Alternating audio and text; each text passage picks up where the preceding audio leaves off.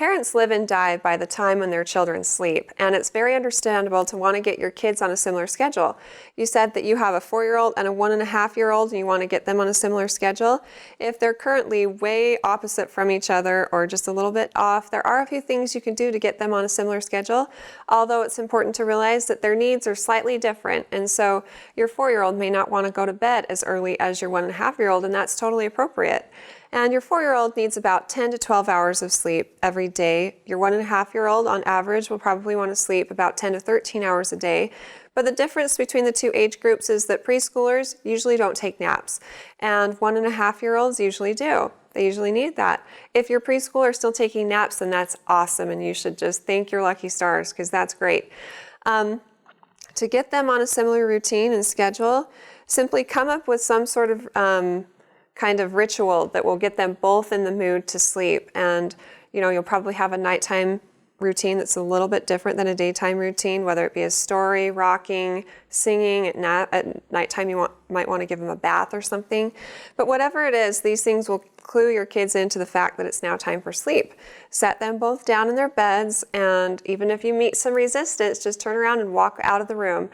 And if you're meeting resistance at night, there's a couple of different things you can do, especially if they're waking up and wanting to be with you, which is really normal for 1 to 2-year-olds because they start to have some separation anxiety and they feel like they're missing out on things and want to be with their parents most. Let's talk about your toddler first. You can approach it one of two ways. If your toddler wakes up in the middle of the night crying for you and there's no immediate needs that need to be addressed, it's okay to just let your toddler cry. This will teach your toddler after about 4 to 7 days that they need to learn how to self-soothe and go back to sleep without help from you. If this seems a little bit harsh to you, then you can try a more graduated approach where when your child starts crying, you go in the room, you gently touch their tummy or chest, turn around and walk right back out of the room. Don't humor them by making eye contact, talking, turning on the lights, holding them. Just turn around and walk right back out. And chances are they'll continue to cry. So give it about another 5 to 10 minutes, go in and do the same thing, and then slowly increase the amount of time that you wait between each time you check on them. So go back out of the room. If they're still crying, wait 20 minutes, then 40 minutes, and then if needs be, maybe 60 minutes. And again, after 4 to 7 days of this, then your child should learn how to self-soothe and go back to sleep on his or her own. Now, with the preschooler, it's a little bit different because chances are they're coming into your room and seeking comfort at night if this is a problem. And you would just take them back to their room, tuck them back in, and again, don't humor them.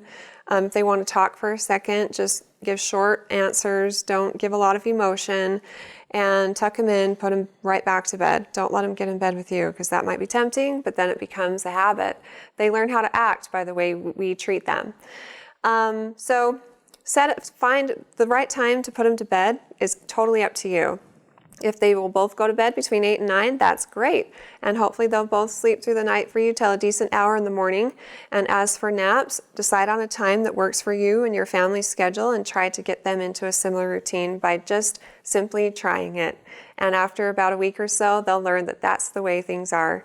Good luck with everything. I hope it works for you. And if you have any other questions for me, feel free to ask them on our Facebook page at facebook.com/Sugar Mountain Moms and recommend us to your friends and family too.